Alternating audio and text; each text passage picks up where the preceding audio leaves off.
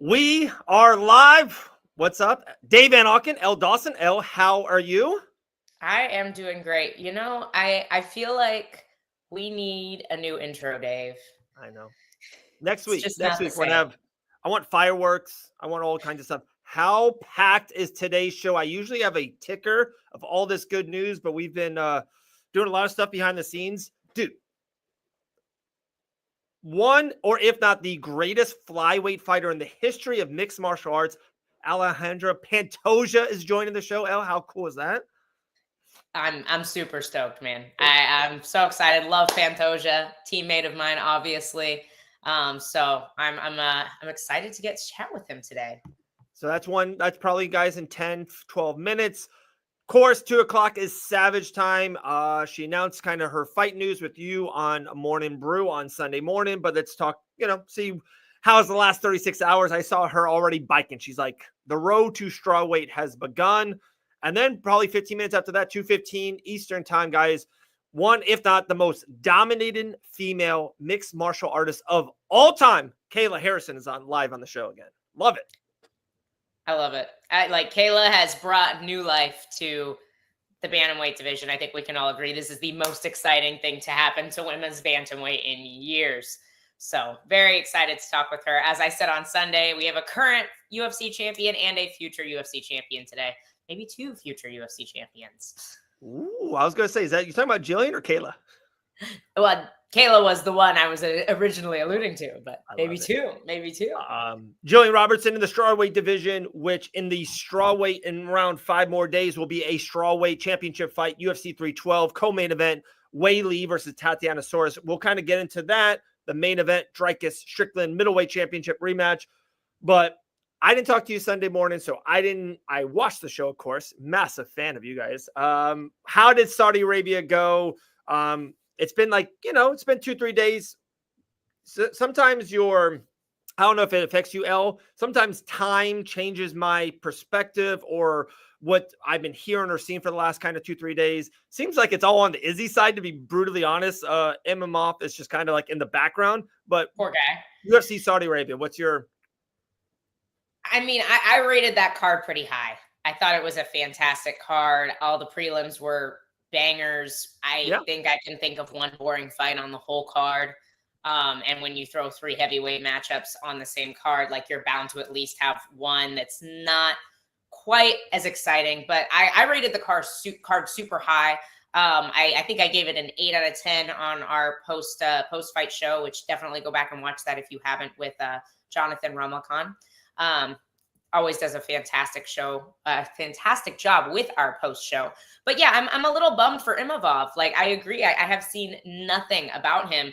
And instead of it being what it should be, which is the fact that Imavov has this new notch in his belt and has defeated one of the most dominant champions in middleweight history, instead it's all about how Izzy's washed. And I've got to be honest, I'm kind of sick of seeing these lists that has Tony Ferguson at 0-7 somehow on the same list as Kamaru Usman and Israel Adesanya, 2 guys who are both 2 of the most dominant champions in their respective weight classes and have only lost to some of the best guys. I said this Saturday night, I said it Sunday morning, and I'll say it again. I think this loss to Imavov is going to age really, really well for Israel Adesanya. I don't think he's washed. And that shouldn't be the focus. I for sure. One thing, I don't know if you saw this. Grant, your husband, reposted it, and then I watched it. Such a cool thing. Did you see that a young kid cried after Adesanya lost? And then Izzy even reached out and sent him a personal video saying, "Hey, man, I'm good. Appreciate you being a fan. You're a real one." All this stuff. How cool is that? Like, I'm telling you, Elle, I say this all the time. I don't care how people treat me. I do care how people treat me, but if you treat my kids better, like if you treat my kids good, I'm cool with you. I'm a massive fan of that. So, I don't know. I agree. It's wild that, especially in MMA, especially in the UFC, I feel like we are a very cut dry society of, if you win, you're the greatest fighter ever. You're going to be a world champion. And if you lose, you're going to the GFL. We are just like that. It's kind of bad. We're very fickle fans here at MMA. We are. But with that being said, I don't think Nasruddin is getting that credit of getting to knock out Izzy. And let's just be honest. Strickland beat Izzy 5 rounds. Dricus did beat Izzy 4th round submission, and a lot of people think close fight. Nasruddin defeated Izzy the best. I know that might sound stupid, but you know what I mean? Like, he knocked him out in 6 minutes, 7 minutes. And I think we can argue, like, I thought Izzy won the first round. I thought he was looking really good, which I think is just an even better testament to Imavov than the credit he's getting right now. Yeah, for sure. For sure. I love that from Dawson. I would actually love to see Israel working the desk. I think he'd do a really, really fabulous job, but I'm not ready for that yet. I think he's got plenty of fights left in him. All right. Talking about something about not being ready. David Adam Van Auken is not ready for UFC day cards. I know this is a big misconnect between you and I, disconnect, I think. And I know when Maddie was very into the day shows, guys, as someone with multiple kids, and we had birthday parties, a T-ball thing, kids are running around. They want lunch. They want a cheese stick. They want carrots with ranch. They want apple juice 9 times. I can't do the day cards, though. I can't do it. I don't like it. I despise UFC day cards. And I know we're on opposite sides of that. I know it. Well, I'm sure someday I'll be in the same boat as you. But for now, as a childless dog mom of 2, I am quite a fan of the UFC day card. Crazy. The one good thing I would say about that is I watched most of the card. Then I got into my car and started driving south on 95 to go to Miami, Florida. And I was watching the main card, literally driving, watching it. That's terrible. I know, I'm my fault. But I did a little Aiden Ross show. They were on Kick Saturday night. When I tell you guys, it was one of the most, the show is not a real combat sports show, but it was, I'm not going to lie, it was a ton of fun out. It was so much fun. It was just kind of like something. You entered TikTok land, right? Yeah. I was a talker. I was a TikToker. Yeah, it was a good time. It was a good time. One other thing about Saturday, I kind of want to jump on that. I think me and you have been adamant on. I think we've been on the right side of history on this. Michael Venom Page, who is a good mixed martial artist, very strategic fighter. But if I hear another time that someone is excited for an MVP fight, everyone, and I think you brought it up. Hey, MVP versus Izzy would be insane. No, it would be a horrible fight. MVP is one of the, now in 2025 and 2024, his fights are bad to watch. They are not entertaining fights because he's such a chess player. And I feel like he doesn't even have that pop that he used to 7 years ago in Bellator. And guys, let's be honest, most of his knockouts were against, truck drivers and milk salesmen. So when he's Lima, gotta give him Douglas Lima. Okay, that's solid. I will say the Shara fight was fun to watch, but I don't think all of his fights look like that.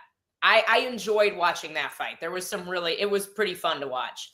But like this matchup right here from Christian, MVP and Leon would be not exciting at all. It would be horrible. Maybe little bursts of excitement, but not. It'd be horrible. It'd be terrible. I agree. Yeah.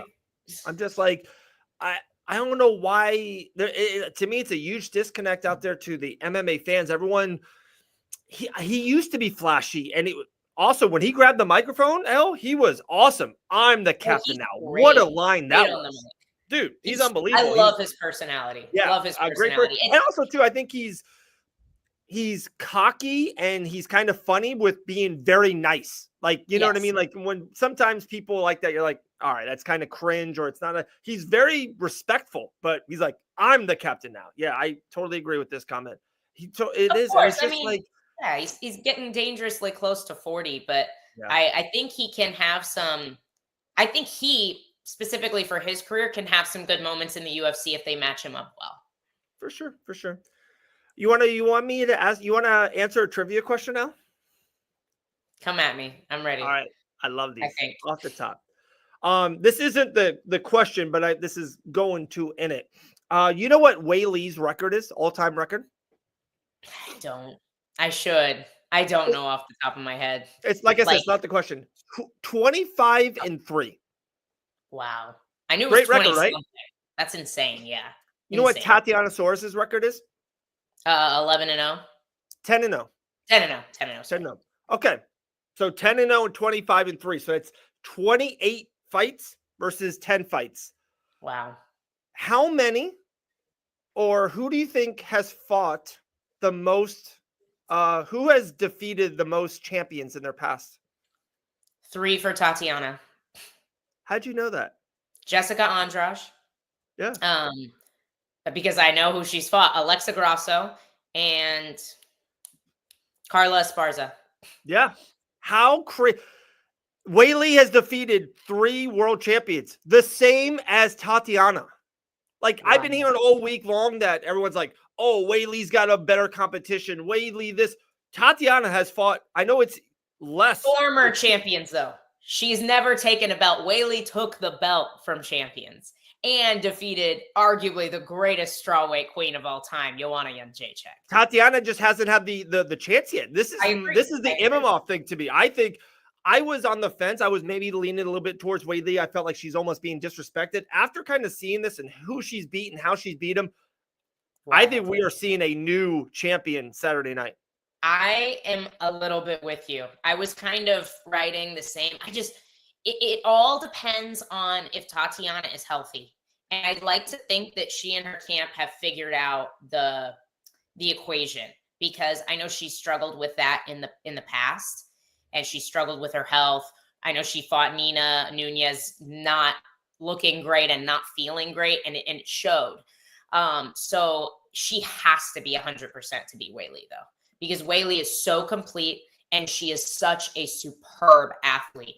Like, Grant and I have these like theoretical conversations all the time. Like, if you took this female fighter's skill and put it in this dude's body and that dude fought himself, who would win? You know, we always have like these weird theoretical conversations. I think you could take Weili's skill set and put it in just about any other fighter, and they'd still be world champion in almost any weight class, because she's so complete. Tatiana, though, has X factor. Like, she's massive, she's athletic, she's super dangerous. So I'm just really excited about this. I'm Switzerland, because I was picking Weili like you. I was really leaning hard on Weili, and now I just don't know. And I'm going to say this, and I think if Tatiana wasn't healthy, I don't think she fights. That's fair. There's some fighters that, you know, we know them personally that go into a fight with a busted shoulder and they're not 100%, but dude, they signed the contract, they're game, they're a veteran, they've done it, and they will do it again. I think there's some fighters that like need to feel 98% to go in. I think she's one of them. And I think that's one reason why there's a lot of inactive, and I know she's had major surgeries and stuff, but I do think I could be dead wrong. And if I am, I apologize. My take is, I think if she wasn't 95%, she doesn't fight. Yeah, no, that's fair. And I hope so. I do wonder what changes her camp has kind of made to keep her healthy, you know, because sometimes every fighter's a little bit different. Some need to train less, and then the question begs, like, if you train less, are you as prepared? But you got to go in healthy for a fight like this. So I hope she does. I'm going to bring up this comment right here by our main man, Victor. I couldn't agree with this more. This card is one of the all-time worst pay-per-views in the history of the UFC. The co and the main, to me, are good. They're 2 championship fights. People are really just disrespecting the main for some reason. I thought the first fight was really good, and I think we need to see it. It was a split decision. Yeah, I agree. We need to see it again. I didn't love that fight as much as everybody else. You know how I feel about watching both Sean Strickland and DDP fight. But you personally, but like, the fight was a razor sharp middleweight championship fight. Yes. We need to see it again. I'm with you on that. We need to see it again. I've been waiting to watch Tatiana fight for the belt for ages. Super pumped about both of those. But I'm with Victor here. Like, outside of those 2 fights, I'm not stoked about the rest of this pay-per-view. And I think when we compare this week's card to last week's card after Saturday, I feel like the fights last Saturday in Saudi Arabia will outshine quite a bit of this pay-per-view. Absolutely. But talking about outshining someone, this person never gets outshined in the octagon. First time coming on the show, the UFC flyweight champion, one of the best fighters alive today on this planet, Elle's teammate, Alejandro Pantoja. My man, how are you? What's up, Dave? I'm good, man. You can see I'm very good. I like that. How was sparring today? No, I did sparring. I go to LA and lift. Yesterday I make a wrestling practice in jiu-jitsu in the night, and it's too much, too much alive. And sometimes I need to be smart, and I go just lifting. But next sparring is gonna be fun. I love it. Panto, Elle's got a really hard, serious question for you. I got a fun one off the rip for you, my man. The last couple of years, absolutely unstoppable. One of the greatest runs in flyweight history, UFC history. What clicked? What something changed? You were always a great fighter, always. 29-5, 13-3 in the UFC, but even in 2019, 2020, a couple stumbles. Since then, absolutely unstoppable. Did anything change for you personally, in the gym, mentally? What clicked for you to be the best fighter on the planet? I think it still change. It still change. I think that's the life, we living in movement, and that's happening. I'm thinking I'm change all the time. Tomorrow I try to be better, and Ellie can say that we almost have a special talent to bring something out of a good man, and my wife did that with me. And I think good choices make a lot of impact what in my life where I'm right now. I'm choose come to America top team, and when I moved to US, I be more athlete, and especially when you train in America top team, I only see that every day. Everybody at that gym is so good, and I not say that the number one, number two contenders, but if you pick someone nobody know about, the guy training a lot, the guy go work and back to the gym training again. Have so many people on your side inspiring you all the time. I think it still change all the time. But like be athlete, be better athlete. Like the gym. But that's it. When I come to America Top Team, I just try to like to be a good fighter. But I now I'm a very good athlete, and in my first 2 years in the America Top Team, I'm involved so much because I have so many good people on my side. And then I figured out, no, I can fight for the belt. I'm involved so much in my game. I train. Alex say that can say that we have Kyoji Gucci, for me one of the best fighter all the world. He's so good, and not just in the fight, but when he training all the time. Kyoji come 100% to train with me and make drills all the time. We have so many special guys, Adriano Moraes, Formiga, especially in my division. I have so much talent in that gym. And when you look to your side, you see when I arrive in the gym, we train with American Amanda Nunes. You have Joanna De Chich. You have Junior Cigano, former champions, and I learned how to be a good champion too. We have so many good guys in that gym, and I say about my coach, Marcos Parrupinha. He's the best coach of the world. He don't need like a trophy to prove that, but everybody working with him know about that. Yeah, I love it. No, absolutely. It's a killer room. I gotta ask you about the elephant in the room right off the bat. The news, quote unquote, let's say the rumors have been everywhere that you are fighting Kai Kara France this April in Miami. Can you confirm nor deny what's happening? I really want fighting in Miami. Make a fight here in my hometown. I don't need to take airplanes. Like it's gonna be perfect for me. That's what I want. That's what I ask for UFC. Uh, And I don't know if the everybody posts about that. Maybe UFC have something, but I didn't see any contract. Nobody talk about me. Who gonna be my next opponent? I really want to fight with Merab now for getting the second belt.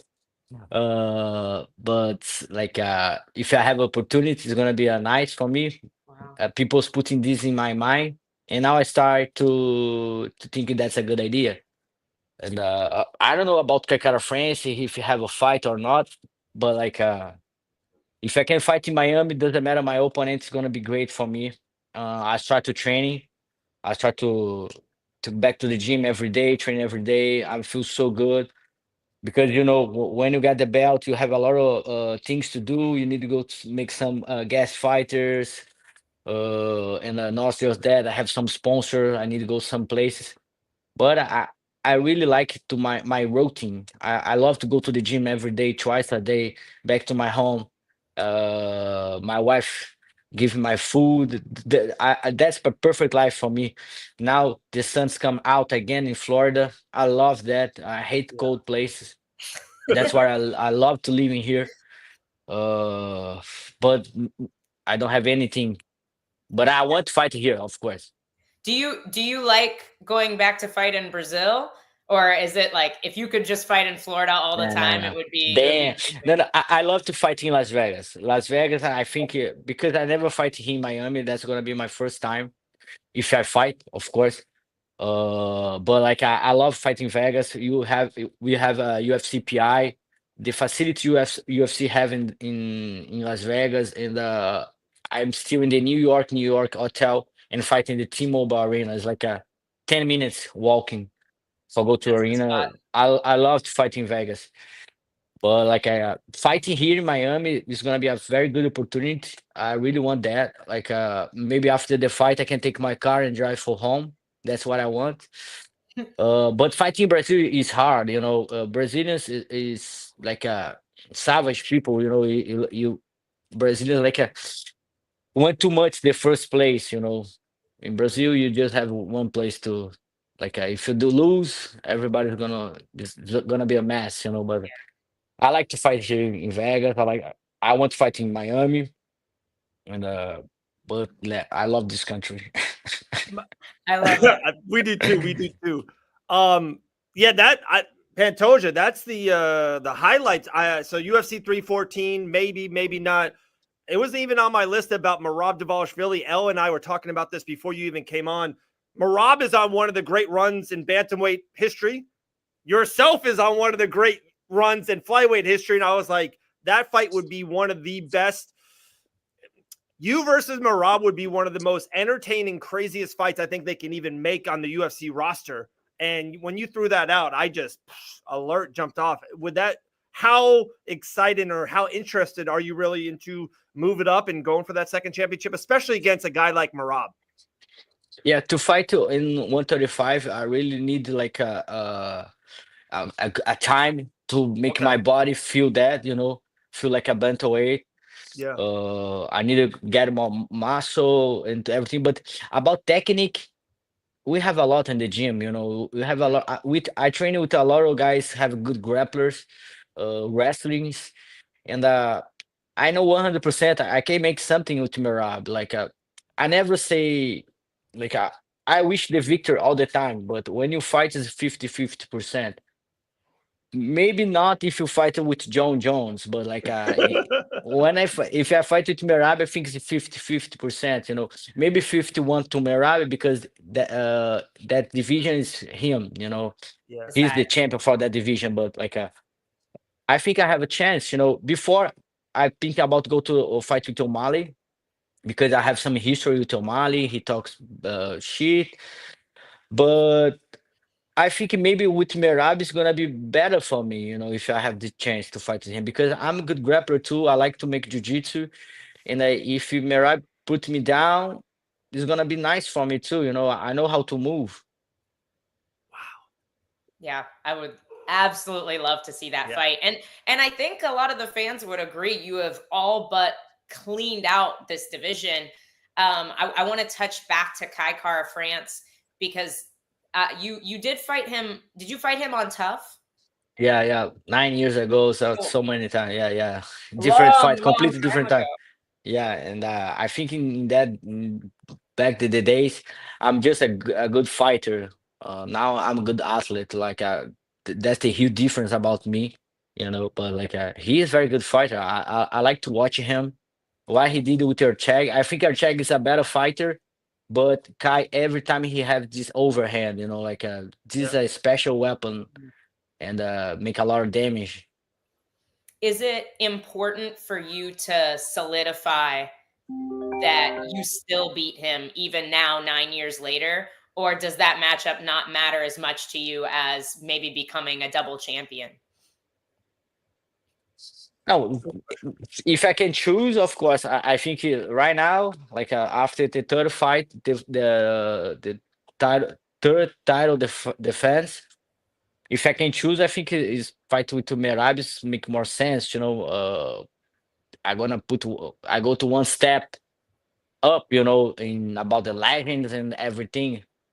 I start to think that, but maybe that's the best moving for me. But like I'm still with my feet on the ground. I love to fight for UFC. I think my division is have so many talents, so many tough opponents. You can imagine it because the UFC is for whole world. And in my division, you have the whole world in just one division. You know, my last four fights is I fight with a Mexican Breno Moreno. I fight with a American Breno Rival. I fight with Australia Steve Chag and Japanese Kaya Sakura. You know, we have the whole world in that division. You know, it's so competitive. You know, and if you have the chance to fight with Kai Kara France again, it's gonna be a very good for me because that's why I'm fighting for UFC. I'm fighting to prove myself. I have the chance to fight with the best fighter of the world. That's my dream. You know, I'm watching White Dragon with Van Damme, and he go to the committee to fight with the guys, and I have that opportunity. You know, that's a dream for me, and the UFC gives me that chance. He paid me for that. He put a beautiful octagonal, very good lights, and I have the opportunity to make this for everybody watching. You know, that's a huge pressure for me. And I don't know, Kai Kara France is a very good fighter. Manel Cape is a wonderful fight too. If I have the chance to fight with all the guys again, it's gonna be a very good. You know, even Moreno, he last fight he did a very good job with Almir Albazi. You know, uh, what I try to say, like, if I finish you in the gym, the second round is gonna be everything is gonna be new. You know, you still have the chance to beat me. You know, back to the gym, to start training right now. And Adriano finished me twice in one round. You know, and I feel I'm not more the champion of the world. You know, I need to train him much more to get the position. You know. Love it. Speaking of Adriano, and you said you wanted to fight the best. This is a great question from Christopher J. Do you have any feelings about not getting to fight Mighty Mouse, especially since you have two teammates that both did get to fight Mighty Mouse in Mm. Adriano Moraes and Kyoji? Is there a part of you that's kind of bummed that he's retired and that matchup may never happen? You know, he texted me and say maybe we can train it together some no gi, and Wow. that's so special for me because he not gonna back. He's coming back, but like the opportunity I have right now to go training with him, 100% I go there. You know, and it's gonna be very fun. But what I want, like, the chance to fight with every good fighter all the world. You know, when the guys can bring me the Kaya Sakura, I feel so happy for that. You know, when I'm gonna imagine I have the chance to fight with the Kaya Sakura before, never. And like you say, I train with Adriano. I have the opportunity to train with Adriano Moraes, former champion, one championship, and he's gonna take the belt again. I trained with Kyoji Uriguchi, the champion, Bellator champion, rising champion, America Top Team champion, and and so many good guys. I trained with Formiga. You know about Formiga. Formiga is a sick guy. So I good. trained with him. I So trained good. with him yesterday. I say you like an octopus because just have the arms and legs, but you have like a two brains because you can move and that's insane. I'm good in jiu-jitsu, but he make me feel like a piece of shit. Like, and what I try to say, I'm fighting and I trained before to Henry Cejudo, and I train with the best guys and fight with the best guys. And I miss Mighty Mouse. I miss Dimitri Johnson. And that's something I really want to do. Maybe I can fight, but maybe train together is gonna be the same emotion for me. Yeah, that'd be really So cool. it's like February 4th or 3rd, just the beginning of February. Right Mm. now is all your action. You said you're in the gym, ATT train, all that. So is your mindset that on April in Miami, Florida, is that going to be, you believe, your next fight? Regardless of Kai or who it is, do you think Miami is going to be your next fight in April? I'm Miami boy right now. That's my place. Like, Okay. Okay. I think like I love living here. I didn't know Yeah. that. I go to the gym all the time. I'm laughing. I'm happy.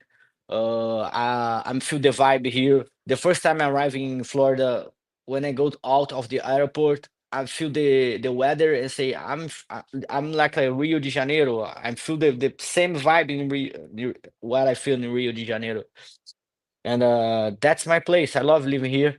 The mixed culture we have here in Florida is so nice. You have so many Latino countries like Haiti, Colombia, Cuba, Puerto Ricans, and guys from Canada. Like we have everybody here in the little small in the best place of the U.S. Beautiful weather, beautiful beach, and I love to go to the Key West, chill, and it's gonna be a pleasure for me. But yeah, I'm start training. I'm like a climb the mountain, Yeah. and this is so good for me. I know what I need to do to be the best of all the world. I need to climb the mountain. I need to go back to my shape when I'm stopped. And day after day I'm feel better, week after week I'm feel much better.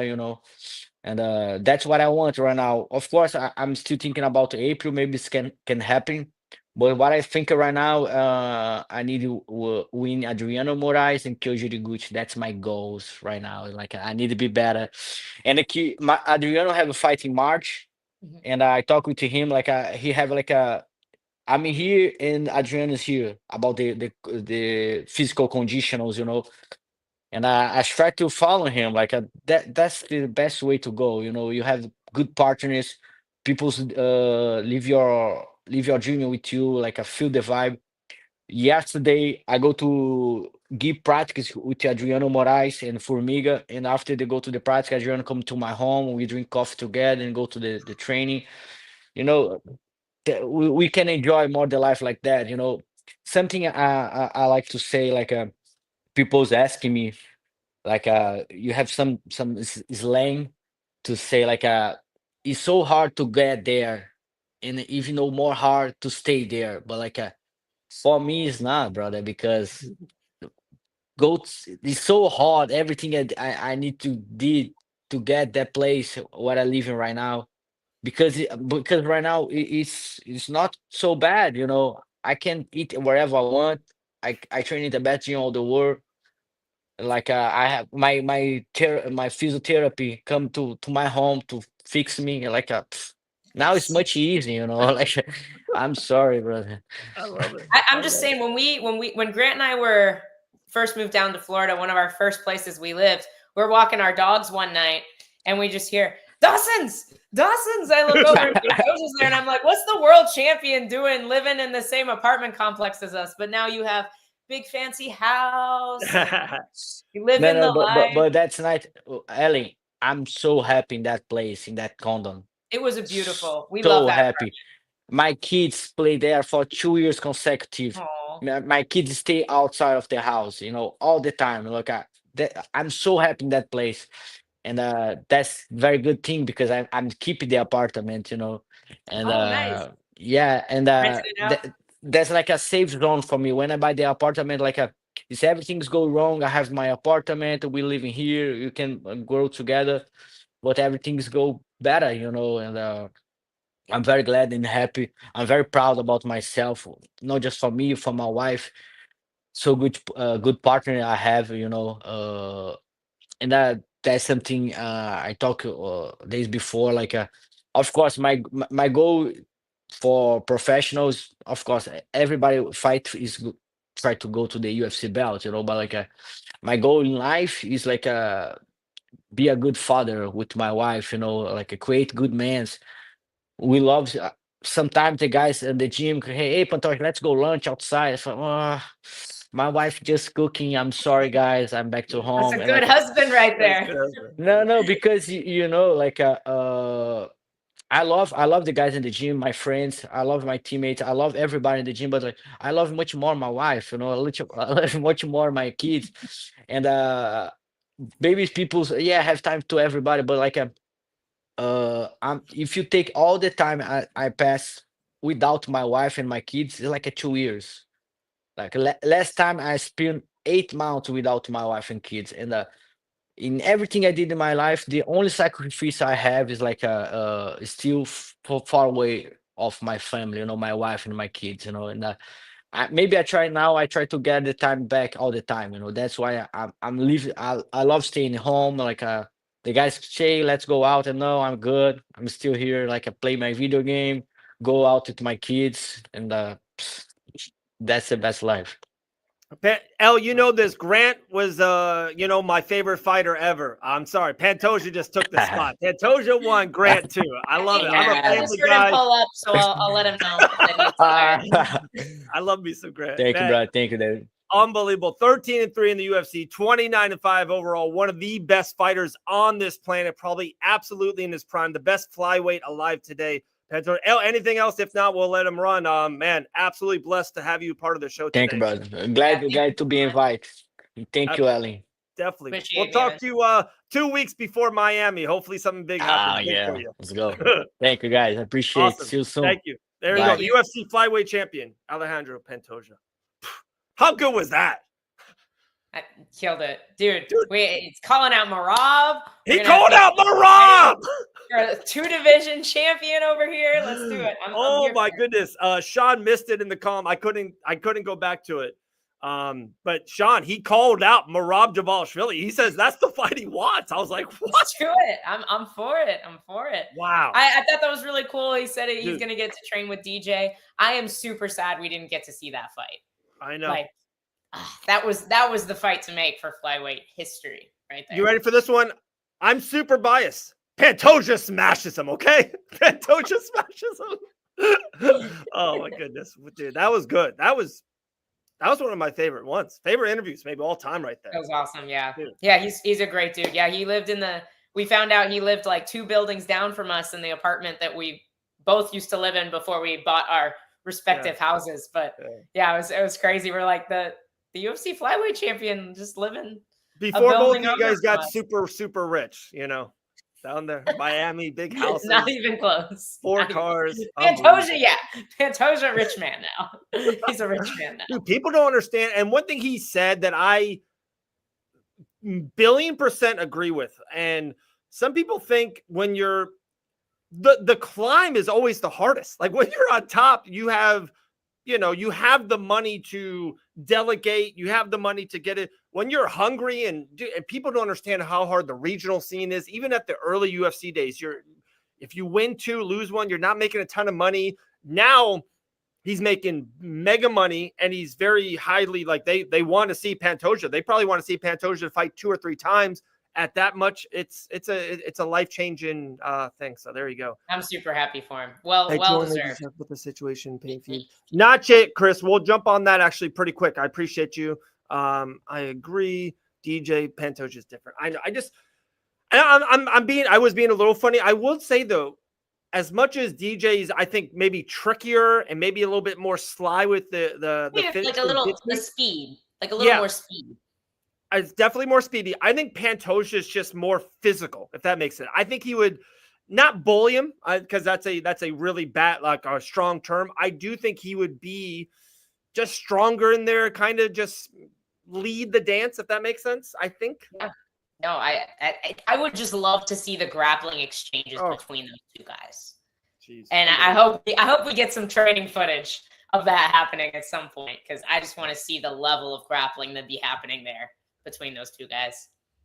The UFC flyweight champion just called out Merab Dvalishvili just live on this show 15 minutes ago. We'll try to get that video out soon. That was I was like, wait, what? Come again? I thought we were talking Kai Car. So excited. You guys couldn't see Dave's face because he was off screen. It was just Pantoja, and Dave was like, my chair. Because I had like, guys, I have all these notes of all this stuff. I have 9 things like Kai Car France. He's so excited. He mentioned Merab Dvalishvili. I'm like, that's it. Oh my goodness, guys, we got 20 minutes away from Gillian Robertson, 40 minutes away from Kayla Harrison joining the show. Mega packed show. We also have a super major, I hate to say it, maybe a surprise at the end of the show too. I'm getting text right now, so I'll talk to you. I don't even know about this. I know. I'll talk to you on air about off air stuff. Pretty crazy. We might get someone big here in an hour. All right, Christopher J talked about it. Let's kind of hit on it. Terrence McKinney talked about it on Ariel Helwani's show yesterday, Uncrowned. Shout out them. Guys, I know sometimes Ariel Helwani gets a bad rap. I've been really enjoying his content lately. I'll be perfectly honest. Ever since the move to Yahoo and he's got a couple of his guys with him, I feel the show is more just talking shop. It feels a little more organic. It really does. There you go. I do. I've been enjoying it. Terrence McKinney was on the show yesterday. I think we're going to talk to Terrence next week on this show. Fusion XL Performance, all 3 of them, him, Lucas Alexander, Mike Davis. Lucas and Mike didn't have good performances. Lucas even went to the hospital afterwards. Mike says he wasn't himself on social. And a big reason why it came out, Terrence told Ariel yesterday, that I guess they just painted the rooms that they were, like their locker rooms. They just freshly painted their locker rooms. And they said it was horrific. Like they were breathing in bad, horrible fumes. I should have that video in there. Sorry, that's bad hosting by me. But El, what you've been in those rooms before, but for you personally, but no, before you fought, you were training in little rooms, right? Yeah, I mean, I've never experienced that. Yeah, I mean, I also back in my poor man days, I used to paint houses. I've never had a problem with paint fumes. Personally, okay. I don't know. I don't know what the rooms were like, so it's really hard to say. I honestly don't know how much that would affect somebody. I also don't know what the regulation on paint is in Saudi Arabia. Like we haven't been using certain ingredients in paint here for a long time due to toxic chemicals, but I don't know what they would use there. I don't know if that differs from country to country. So I feel like this is a hard thing to speak on if you're not there. Like, were there windows in the locker rooms? Were there not? Like, there's so many things. Is it just an excuse? Are they the only people that are complaining about it? I haven't really seen anybody else talk about it yet. So that's kind of where I'm wondering if it's good point. If it was just them that were bothered by it, or what. Maybe another man that didn't have a good weekend in Saudi Arabia. We're going to put this right here. How about this? Pretty shocking, actually, too. Yarzine Rozenstruik, a mainstay in the top 15, 12 in the heavyweight division for the last 3-4 years, had some really highlight knockout wins. Yeah, a little bit of a skid, not doing great over the last 16 months. That's, to be brutally honest, still did not see this. This was pretty shocking when they took him out of the UFC rank and said fighter removed. Rozenstruik cut from the UFC. What's your take on that? That's a bummer. It's a bummer. I'm honestly a little surprised. I know he hasn't necessarily been on a tear, but he is losing to the top, like the higher ranked guys in the division. And what? Imagine Elle painted your house. I missed that. It's like, why is Dave laughing? That happened back in the day. I'd be painting people's houses. I was poor, okay? It was an easy part-time work painting houses. Oh man. I meant like other fighters, like not other people from his corner. Like that's what I'm saying. And that is very true. Uses the same locker room. So did nobody else have a problem? That's what I'm wondering. Yeah. I haven't heard anybody else say anything about it yet. Maybe Terrence McKinney will be the one that starts the flow of that. Back to I agree. Like to me, it's okay. Like every guy in your roster is not going to be world champion, and sometimes I think Rosenstrike is a perfect guy to. There's the other heavyweight Shamil is now like 15th to 14th. Like sometimes guys need a rise, and you become a little bit of a gatekeeper. I think Rosenstrike's a great gatekeeper to get into the rankings. Like maybe they're paying him too much. Maybe his contract is really bad because he did have a couple wins. I feel like that's probably why, because they've been cutting a lot of people who have kind of been there a while. Yeah. But aren't like maybe are winning one, losing one, winning one, losing one. He doesn't move the story for Jairzinho Rosenstruck. Like he went, let's see, he lost to Volkov in 22, and then he beat Chris Dawkins, and then he lost to Almeida, another really good guy. And then he beat Shamil and Ty, and then he lost to Sergey. It's not like he's on a 4 or 5 fight losing streak. And I don't think it's bad to have heavyweights on the roster like Biggie. Yeah. So that was a bummer for me. I agree. Yeah, he's not on an Izzy run. God, Dave. Dave was literally messaging me things comparing Tony Ferguson and Izzy just to drive me insane. Like the last. And the worst thing is, I'm the exact opposite. My real feelings are the exact opposite, and I think that's why it's so funny to me. Because I know you're trolling me.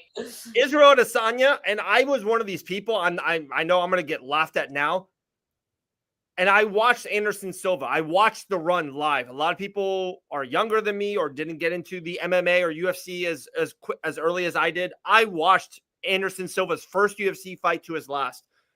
I'm a little bit pro Izzy. Like Izzy's peak, that 3-year run, that man was untouchable. Like untouchable. And I don't know. I loved his fighting style. I'm a pro Izzy guy. And I do think he's the second greatest middleweight of all time. And now he lost to the champ, the number 1 contender, and now literally who's ranked number 2. He literally lost to the champ 1 and 2. And then people are like, oh, he's the worst. Get him out of here. I know. It's sad. And honestly, if he had just retired, okay, let's address this. Sorry. Whatever I was going to say doesn't even matter. Doesn't matter. The PFL needs to stop signing new people until they can take care of the people who are on their roster. What you mean? Cue Patchy Mix's post, guys. Yet another Bellator champion. Point the other way. Yet another Bellator champion that is currently unhappy with the PFL. Says he fought once in 15 months. That sucks. That sucks so bad. Like, this is these guys' livelihood. Yeah. He is a champ. He's an incredibly dominant champ in Bellator. And he's a guy the PFL could very easily be pushing. Patchy Mix is a stud.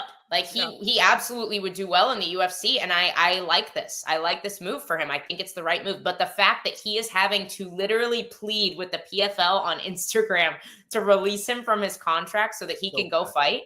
And I know I don't know if it's public knowledge yet, but I know that the PFL is signing people. Like they're signing people for this next year, this next season. Yeah. But they can't even take care of these guys that are on their rosters and they can't give them fights. So they need to sign nobody. Left field question.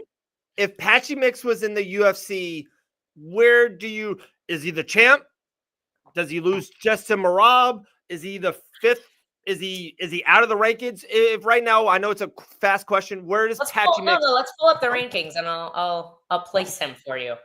I'll place him. I think Patchy's a stud, and I think he's a very complete athlete. Really good, really good. People, I might put him like 6 right now. Oh, I have him like 3, 4.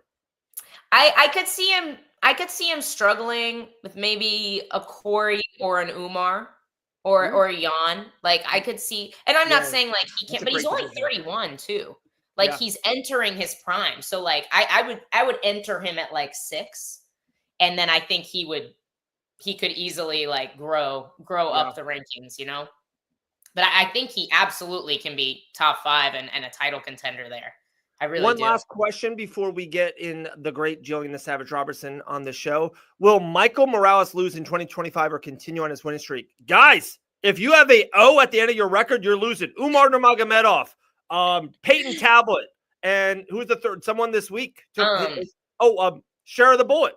Yeah. Three big guys with an O, all gone. 4 shows. Hide your O's, people. Hide your O's. Hide your O's.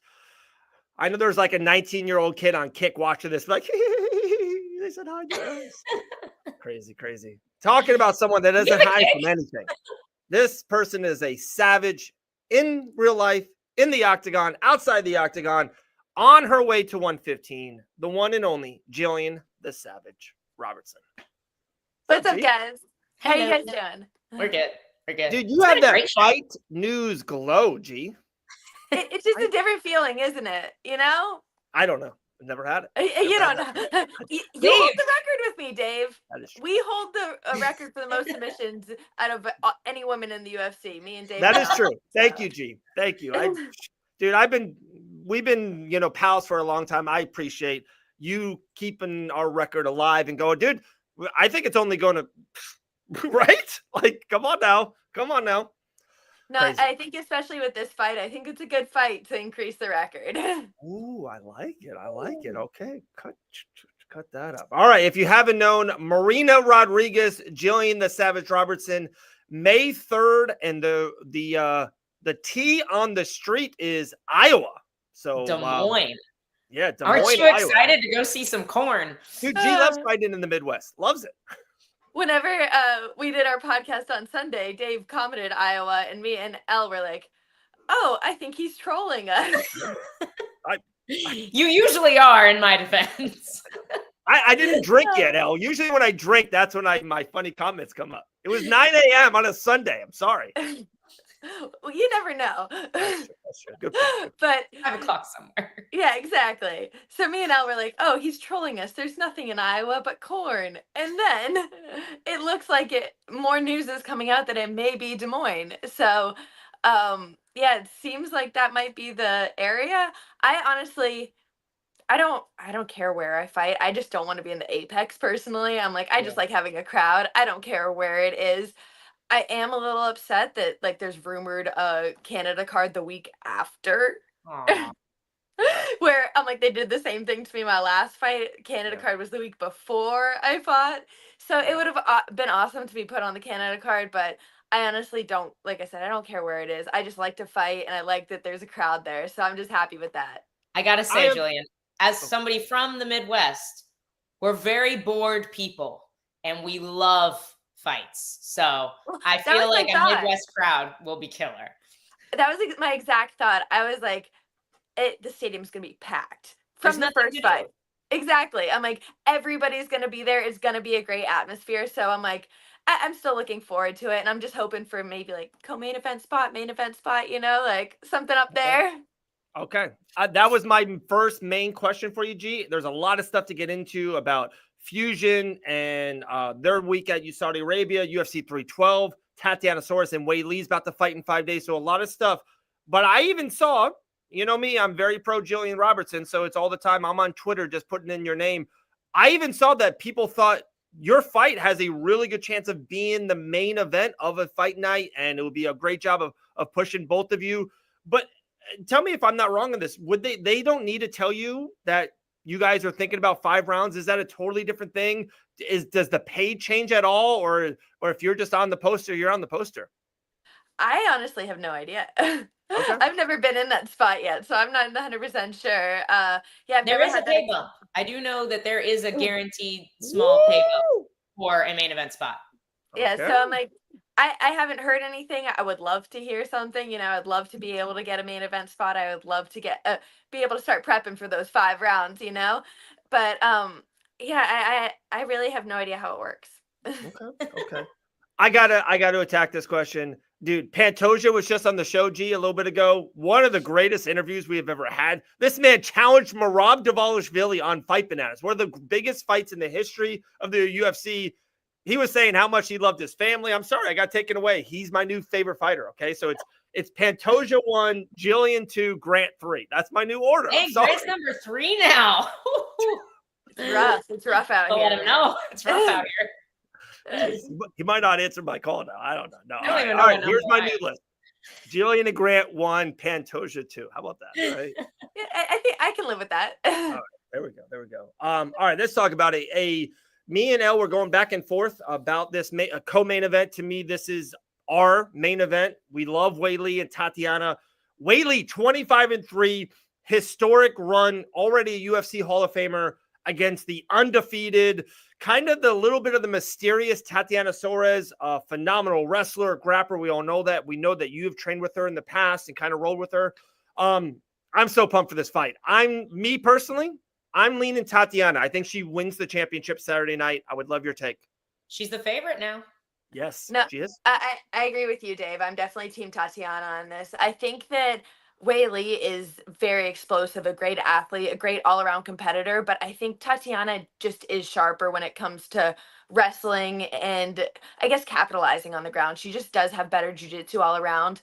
I think Weili's best game plan for this fight would be to strike on the outside more, which I guess we don't really see her do as much. She's usually like in your face striking, where I believe Tatiana fought Nina Ansaroff, and she was kind of able to keep her out a little bit more with her strikes.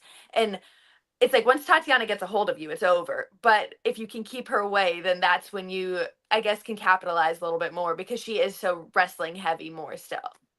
And I think it should be said too that that was like one of Tatiana's worst nights out, right? She was injured. She had her neck injury, and she definitely didn't look her best. And she still managed to get it done, you know? Yeah, and I was gonna say, I think that's been Tatiana's like biggest enemy her whole fight career is she just can't stay healthy. She can't not be injured. I know that game. Is there?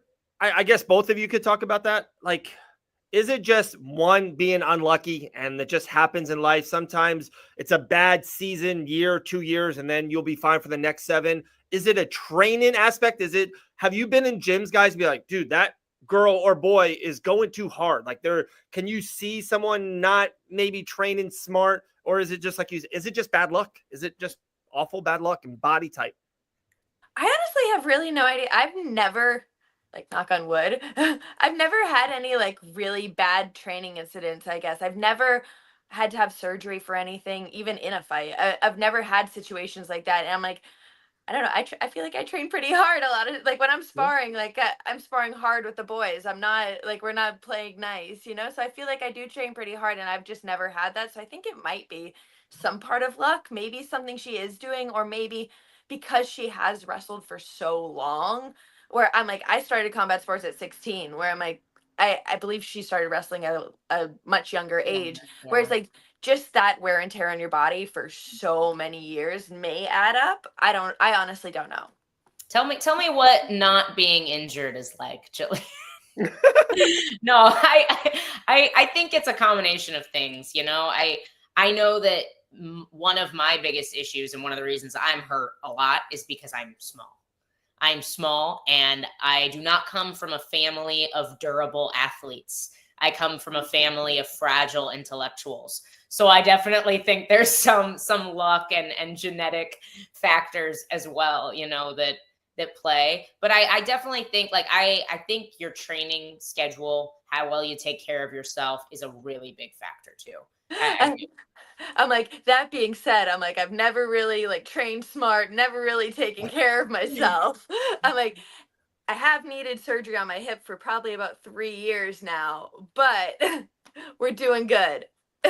We're just going to ignore that and let it. Yeah, we're doing great. Because we talked about that when that happens, or when you do need to in your career, out your career, it's a multiple month process. You'll be kind of sidelined for a good portion of time. But they're telling me that what needs to happen is I need to shave down a piece of bone on my hip, because like where the ball and socket joint is, there's an extra little piece of bone. So every time I like kick or anything, it just grinds that bone. So I need to like correct that because it constantly pinches, like aches. Usually on days when I'm throwing a lot of head kicks or shooting a lot of double legs, then it really like irritates it. But yeah, if I do decide to get the surgery, they estimate 6 months to a year layoff, which right now I can't afford that. So I'll deal with a little bit of pinching. Sometimes it is like some days it's more painful than others, but it's been like this for probably about 3 years now, where it's just an achy thing. And it honestly blows my mind because some days I can hardly walk on it. I'll be limping out, like limping to the gym. I'll go and I'll spar 3 5-minute rounds, look absolutely amazing, and then limp out the cage. Like my body's fine when I'm performing. It's just walking and things like that is usually hard. Well, and it sounds like it's not something that like you're gonna like if you train on a torn ACL, you risk tearing everything else in your knee. It sounds like you're not really in that situation. Like it's something you can kind of push. Yeah, well, we've been taking, I guess, steps so then we can push it. I've been getting hyaluronic acid and PRP shots in it, so it just adds more cushion to it. So I'm not getting more arthritis. Because if I didn't have that, it would just be creating like bone on bone, creating more arthritis consistently. Wow. Crazy. 2 topics I would love your take on, G. 2 totally different topics. We're gonna show a fancy artwork picture of Fight Bananas. We're just this little engine that could. UFC 264. It was Dustin Poirier versus Conor McGregor 3. Look at that main event. Amazing. But look at those prelim, people. 2 fighters on the prelim. Big red bold things around them. Ilia Topuria and Dricus du Plessis. My point behind it is watch the damn prelims, people. You never know who's on it and who's coming next to it.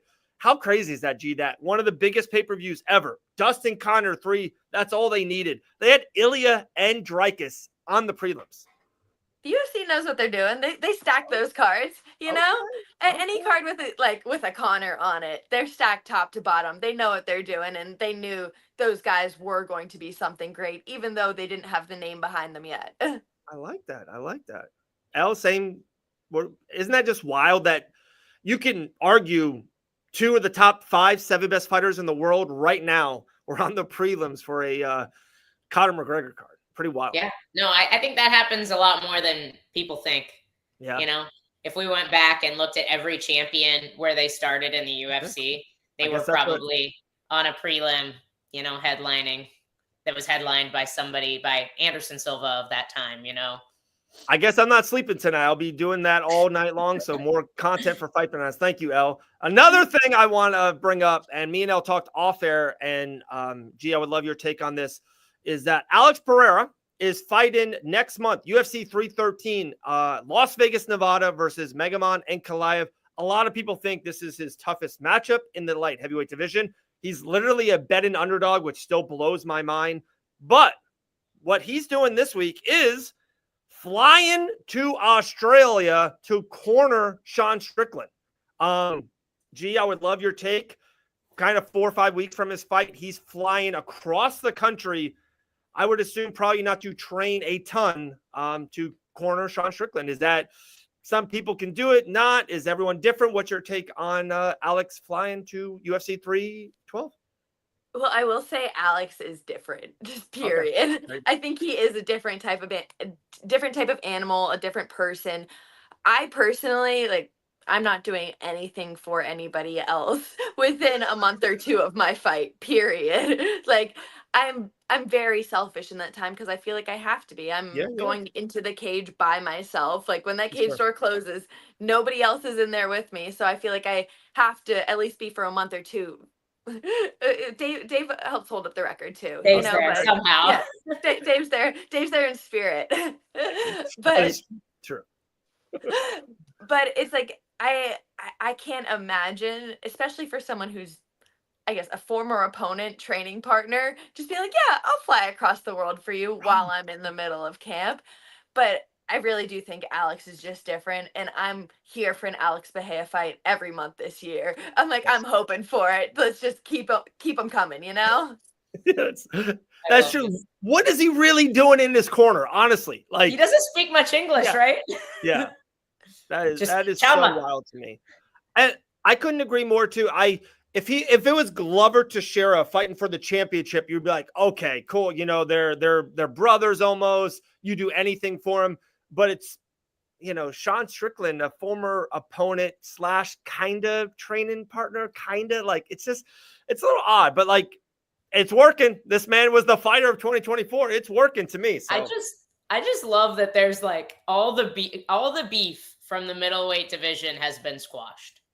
Like, nobody really has beef anymore. Everybody used to have beef, and now like Izzy and Robert have a podcast, and Alex and Sean are training together, and everybody's cool with DDP pretty much now when they all used to hate each other.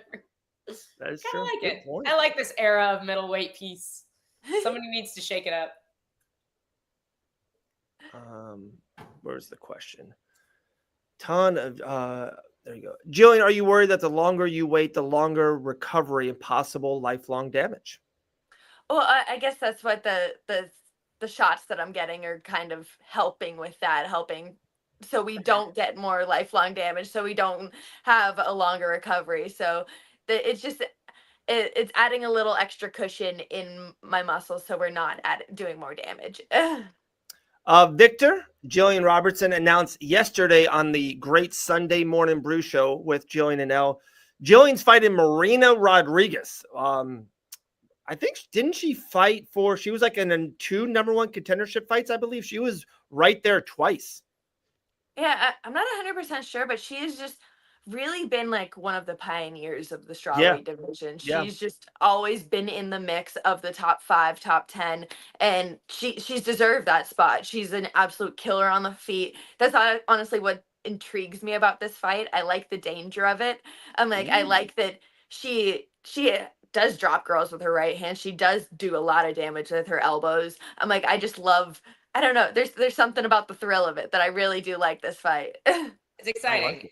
I thought she fought Mackenzie Dern really well, which I know you guys aren't the exact same fighter, but obviously you have similar strengths. Is there anything you took from watching that fight that you feel like you can capitalize on more than Mackenzie did? I actually don't really remember. I haven't gotten into that one yet. The one that I watched recently that I guess someone I was looking that is similar to me that was able to handle her fairly well, I feel like was Verina Jandiroba. Yeah. She was able to get her takedowns, chain some nice takedowns. I feel like I'll be able to do more damage on the ground than she was able to. And because that's the only, I guess, like flaw I would say of her game is it just looked like too much jujitsu, and Marina was still fighting back in the third and was still there fully in the third because Verina never beat her up in the first 2. So I'm like, that's the first fight that I've watched so far to kind of study a style that was similar to mine. Yeah. This past Saturday, G, I don't know if you know this. So Saturday night, myself, I drove to Miami, Florida, close to your stomping grounds. There was a Aiden Ross put on a boxing event on Kick.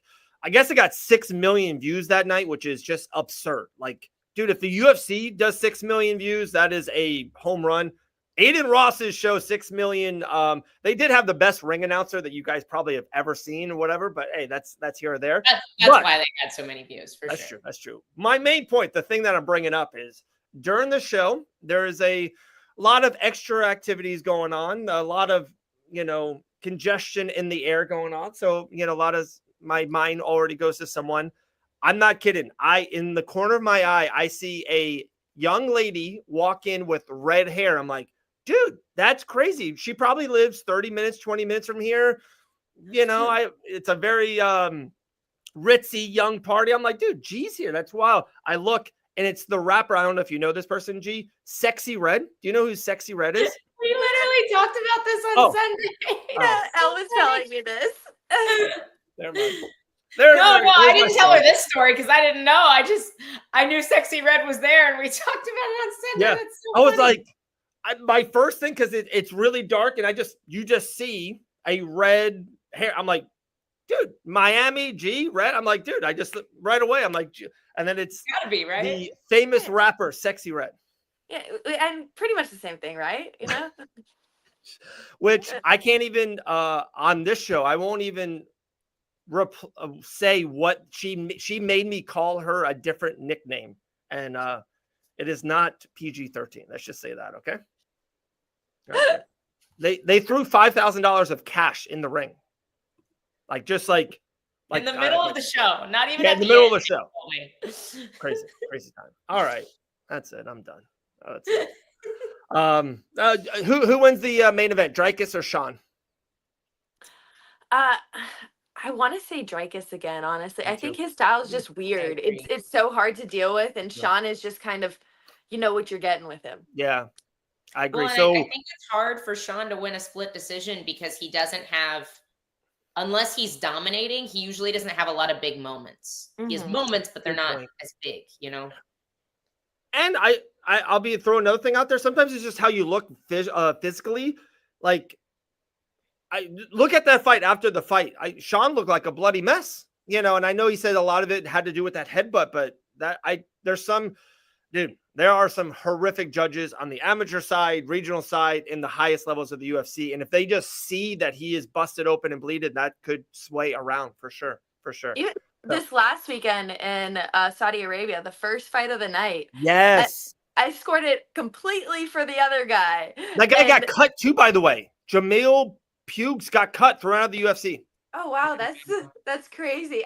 I'm like, I expected him to get his hand raised. And when he didn't, I was like, I had him for all 3 rounds. What happened there? My last thing I'll say to you. So it looks like we all 3 of us have Dricus and Tatiana. So probably, guys, Tatiana's like a 51% for me. I'm still not like totally convinced, but I'm leaning with you guys. I had the worst bets on Saturday, so that means go bet on Whaley and Strickland. I've been so bad in the UFC, so bad. Did you, G? I know you went to Fusion actually, a week ago, training with Hannah and stuff. And I think the boys were already gone, Davis, Alexandre, and McKinney. But did you see or have you heard anything in that circle about? They said it was horrible situation over there, especially in their locker room with a paint job, and they were breathing in bad stuff. Have you heard anything on that? No, I haven't, I guess, heard anything on that. I guess it showed in some of the performances. Terrence McKinney looked great. I'm like like we were talking about it, they just didn't look like they were them.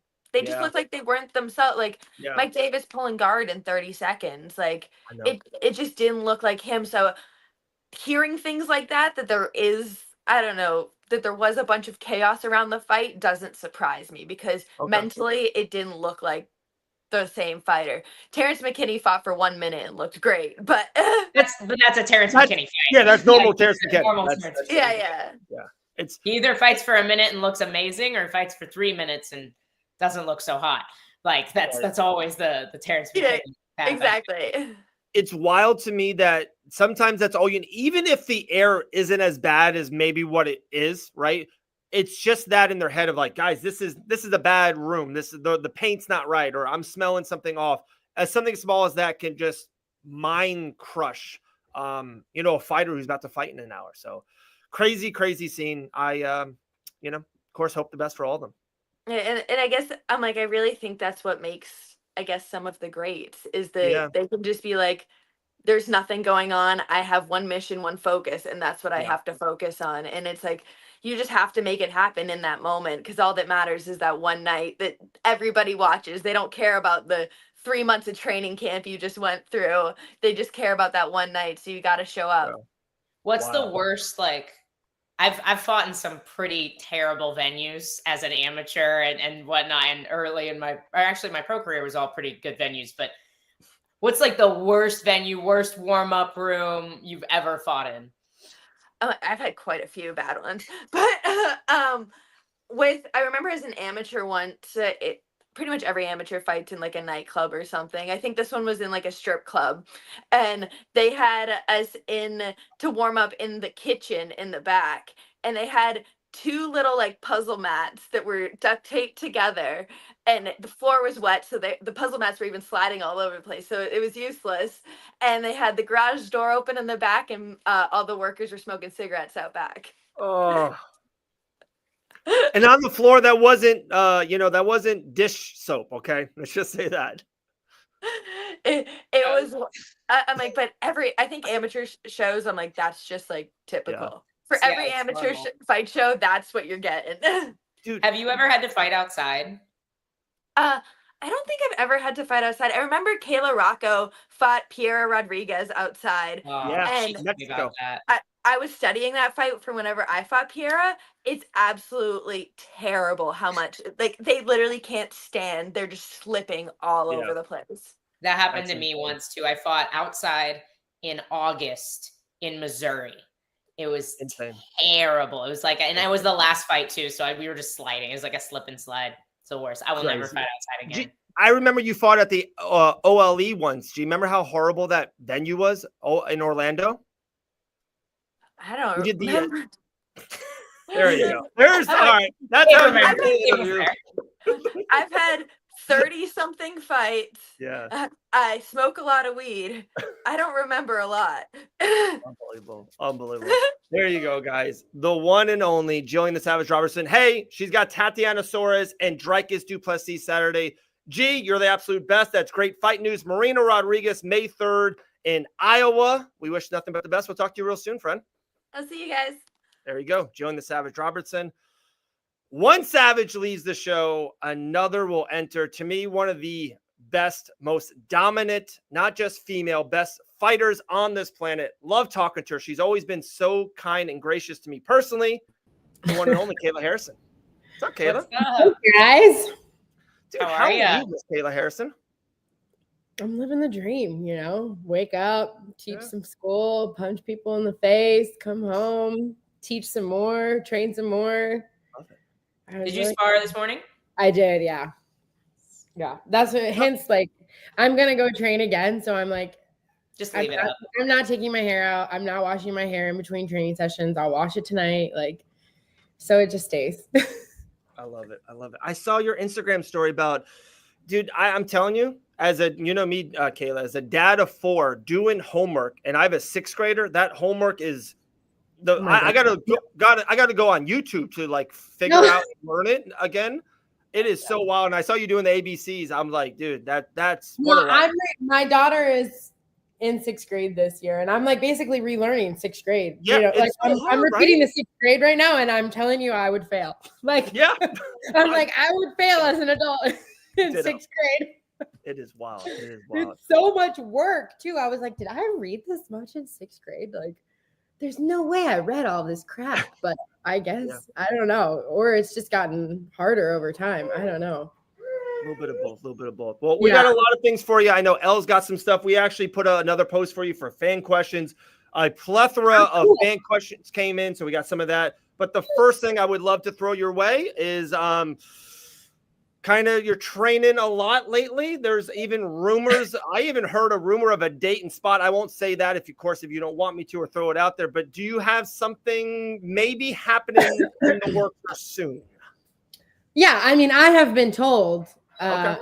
Please stop. I'm doing an interview. It's the dog. I'm sorry. Look at it. We're a dog-friendly show, for sure. Is this? Oh, I love him so much. Look at him. He's so Like a horse. needy, though. He's literally he's so needy. Anyways, okay. I have been told that, there's a plan for me. You're going to go to bed. I can't go out. You know what? Just go outside. I can't handle this right now. Come on, outside.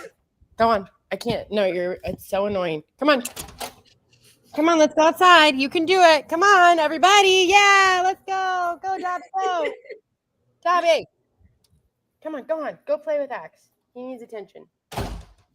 Yeah, so I have been told there is a plan for me, but I have not been allowed to say said plan for me. So, but it's good. It's a very good plan, or else I wouldn't be this patient. I'll tell you that. All right. Love to hear it. Good. Everybody guess in the comments what Kayla's plan is. I'm just kidding. There we go. Well, we can't wait to hear an official announcement of me neither. The plan. Your thoughts on, I know a lot of people keep speculating that the return of Amanda Nunes is going to happen. Ooh. Do you think that is even a possibility of her actually coming back? Or have you heard anything? I mean, I haven't heard anything, but I heard that I think that Hunter talked to her or Dana talked to her and she was interested. So My hopes are high. I think that for the right dollar, sign, I think that anything can happen. And I very much look forward. I think that it'll happen. I'm manifesting it. I have a plan in my head for how Kayla Harrison's career is going to go, and I need her to come back in order for that plan to manifest. So I know you can't tell us the plan that was told to you, but can you tell us the plan that is in your head? Yeah. So I would love to fight for the title, win the title. Okay. So I'm going to be UFC champion. I'm going to defend the belt. And then I'm going to call out Amanda, have Amanda come back. Okay. Beat her up real quick, and then give her an automatic rematch and beat her up one more time, just so nobody thinks that it was a fluke and I accidentally won. And then I'll be the greatest of all time. Love it. .com. I love that. If I very foresee that can happen. Okay. If that happens, do you have in your mind? Is that it? Are you beyond happy and grateful, or is you walk away the most dominant female mixed martial artist of all time and like done? I think so. I mean, I pride myself on knowing when it's time to walk away. Okay. I definitely did the right thing in judo, and I want to make sure that I also do the right thing in MMA in terms of like I go out on my terms, my way, and also just avoid taking too much damage, too much punishment. Sure. I'm 35 this year, and I'm asking my body to do more than it's ever done. So yeah, I know that the clock is ticking and my days are numbered, but I'm going to enjoy every last second of it. And it looks like you are definitely on. I know it's social media, and sometimes that's a bad way to look at it through life, but it does look like you're having a great time. Looks like you're having a lot of fun with friends, and then everything with the family. Looks like Kayla Harrison's in an amazing spot. One kind of question, you probably got it a ton a year and a half ago, but I thought it was poorly timed because you didn't do a lot in the UFC and behind the scenes and fight weeks. And now you've done 2 fight weeks. You've done the promotion. You've had the posters. Can you kind of, it's not one against the other, but you've done it a lot with the PFL, Professional Fight League, and you've done now 2 with the UFC. Is there major differences in pros and cons for both, or one for the other? Yeah, I mean, I think, look, like the UFC is a well-oiled machine, and they have been around for a long time. They've been in business for a long time, and that's for a reason. Like they do everything to the highest caliber. Like they're, the professionalism is second to none. And I enjoy it. I think that there's a lot, definitely the buzz as well. Like obviously fighting on UFC 300 as my first ever UFC event was like out of this world. I don't know if that'll ever be topped. But even like going as a fighter to other events and like doing these appearances and like the fan exposure and all these people, and they're just like super like huge fans. Yeah, the UFC has done a really good job of being synonymous with MMA, in my opinion. It's like when people say like, "Oh, can I have a Kleenex?" and you're like, "Oh, you mean a tissue?" Like, yeah. For sure. Same thing, right? Sure. Yeah, for sure. Dave and I were kind of having a conversation off air about this, and I'd love to get your 2 cents. So apparently, Canelo is boxing Jake Paul, and my first thought was, the UFC would never do something like this because they don't have to. Like, and my mind went, has boxing fallen so far? Like, we never see Jake Paul fight Alex Pereira in the UFC because the UFC is above gimmicks, right? At least because it's a real sport. Like, it's the best fighters, and I think that is, that's the difference, right? Like, of course, in MMA, there is an entertainment piece of it, right? Like whether for better or for worse, like it is an entertainment industry. But that is why I moved to the UFC. That's why I love it so much, is like, these are the best fighters. And there aren't going to be any gimmick. Like there's not going to be any bullshit. You got to win, and like, you got to be good. And like, by the way, if you have an off night, like you might get your fucking nose broken in 2 places because that's how good these girls are. Like, so I'm a huge fan of it. And I also, I'm not about that. Like, I don't know. The UFC doesn't need gimmicks. They don't even really like, and this is can kind of be a scary thought as an athlete, but they don't really need superstars. Like, they're going to run, and they've done such a good job of building a fan base and being the NFL of MMA that, like, they don't need a Conor McGregor anymore. Like, fans are still going to tune in. People are still going to keep buying the pay-per-views. Like, it's just the machine is going to keep rolling with or without you, which can be scary as an athlete. Sure. And that's why you just have to be so good that they can't ignore you. You know, you just have to like step up, and everyone has an opportunity. That's what I love about it too, right? Is like, they kind of told me straight when I signed with them. They're like, listen, everybody's given the same opportunities. What you do with that is up to you. Like, how you market yourself, how you promote yourself, how you entertain the fans. Like, that's up to you. We're not gonna. Right. Everyone gets the same media day. Everyone gets the same, so like, welcome. Good luck. Do you feel like, go ahead, Dave. No, ladies first. Absolutely. I was just saying, do you feel like that's something you've had to like refine as you move to the UFC, is making sure like your brand and your social media and everything is on point? Do you feel like that's an important piece?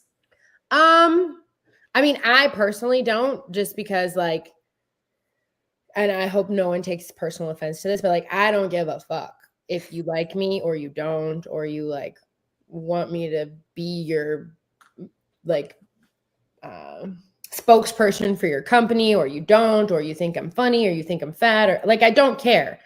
I want to go be the best in the world at what I do. And that requires me and another person to step in the cage, and that's it. So I don't really care. Now, having said that, I do have people who are around me who do take care of that. Like, I have a PR person and a social media person and a business advisor and, and they are phenomenal, but like, that's not, I don't care about that stuff. And yeah, like, my coach always said to me because when I was younger and I had no money and I was like living with $5 in my bank account, I was like, oh my God, Big Jim, like, what am I going to do? I have no money. And he was like, if you want money, win. And it kind of is that simple. Like, if I want money, win. If I want fame, win. If I want whatever it is, win. But I also just don't like,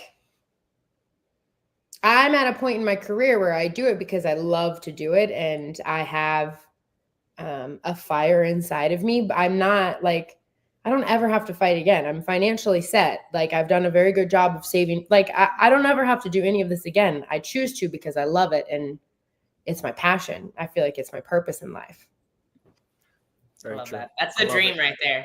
That's what I mean. I'm living the dream. I told you guys right at the beginning. You could have just stopped the interview right there. How are you, Kayla? I'm living the dream. Thank you. Goodbye.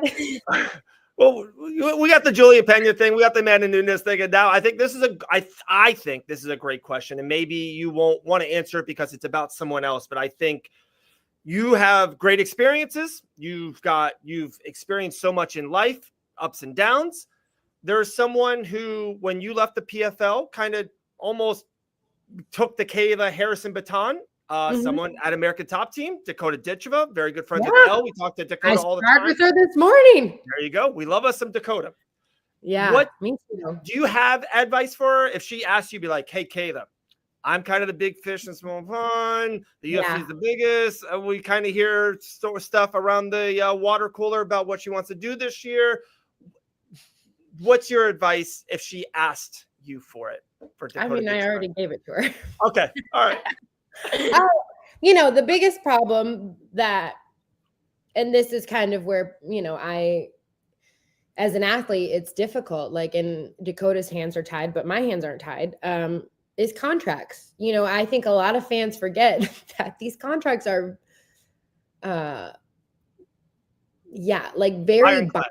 very binding. And, you could want the sky to be green every day, but like it's like you can't get out of these contracts. It's very, very, very, very difficult. So, you know, and my counsel to Dakota is pretty straightforward. And I think that like there's no rush, you know. I think that's one thing that I learned over my career. Like, there's no rush. I was very anxious and very eager to move on and get going and this and that. But Dakota's 26. She's a baby. She's going to be around for a long time.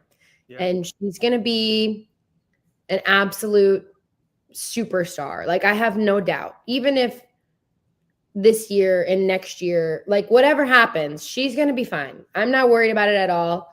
The main point for her, for me, is to not get discouraged, to keep training, to keep putting money in the bank, just keep showing up.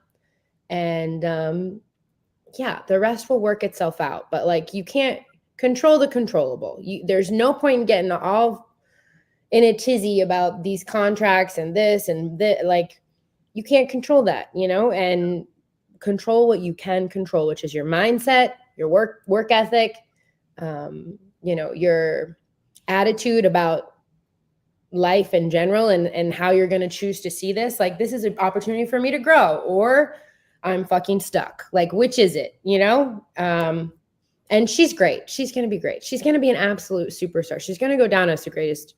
In my opinion, I'll be the greatest of all time for like a week.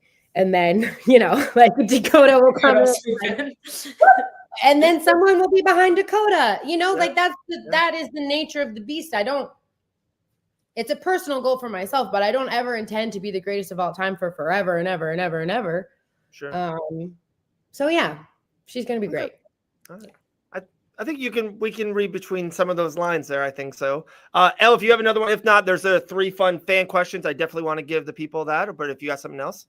No, go ahead. Let's hear what they want to hear. What are the fans dying to know from me? I can't wait to hear this. Oh god.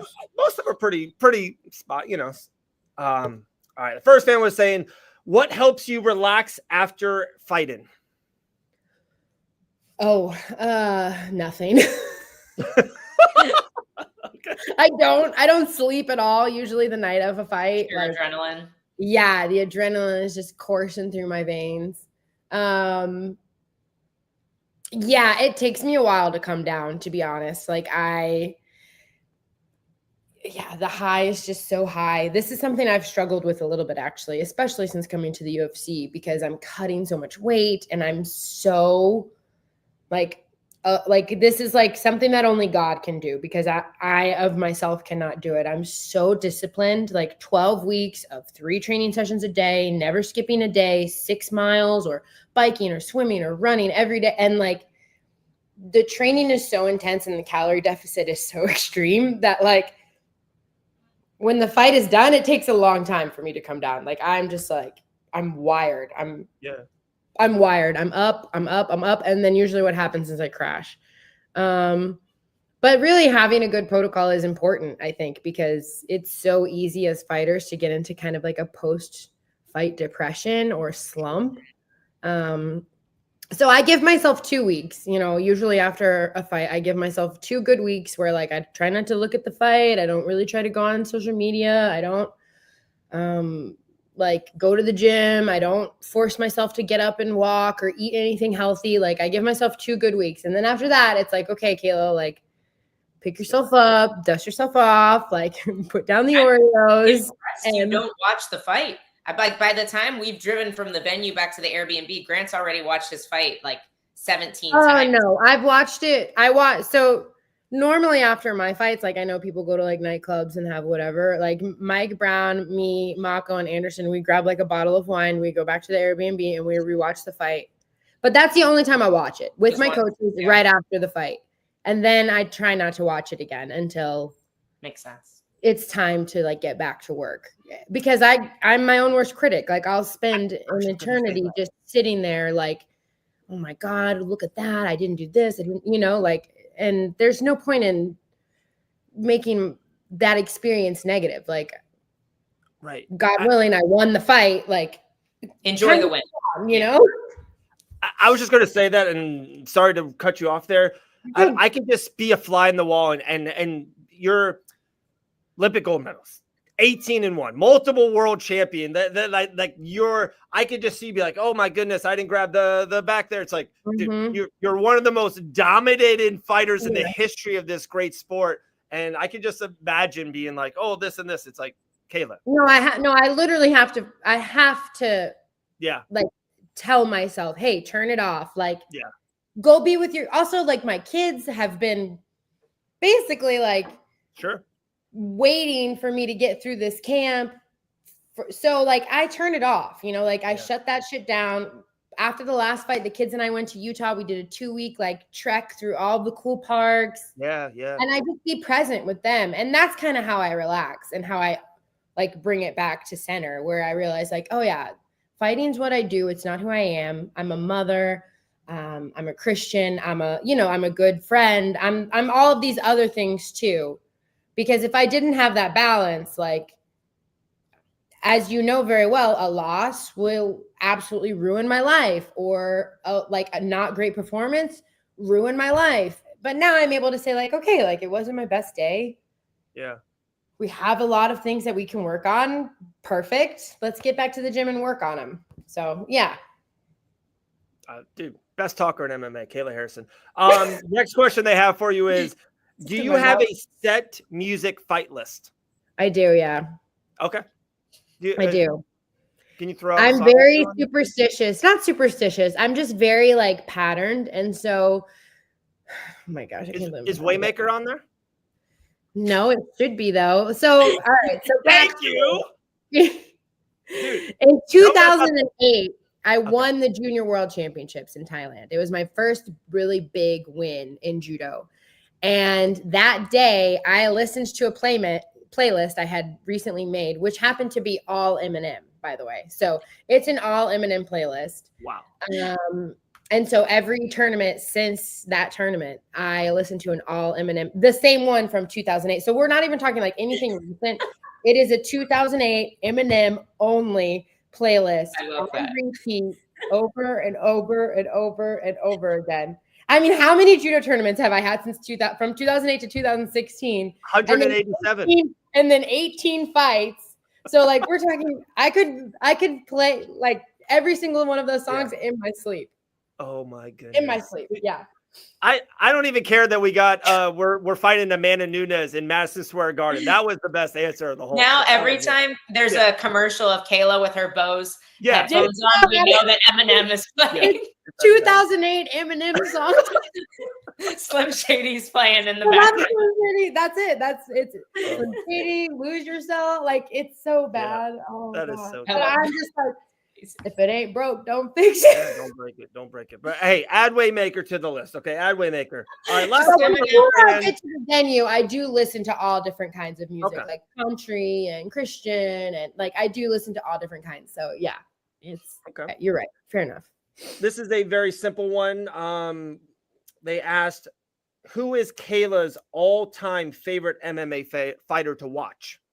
So maybe not the best. Who's your all-time favorite? I mean, that's easy. Frankie Edgar.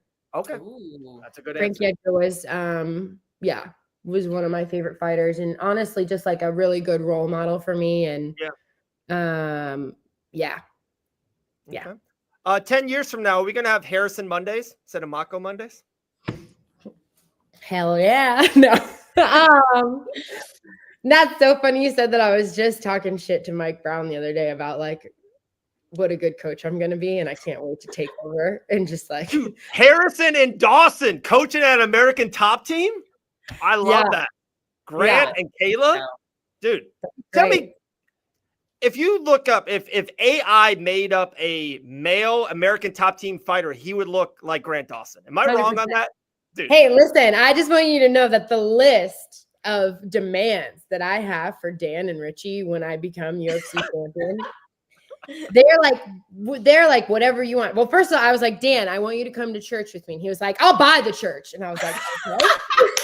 And then I was like, you see that banner? I want it taken down. There's going to be a fresh new face up there. It's right here.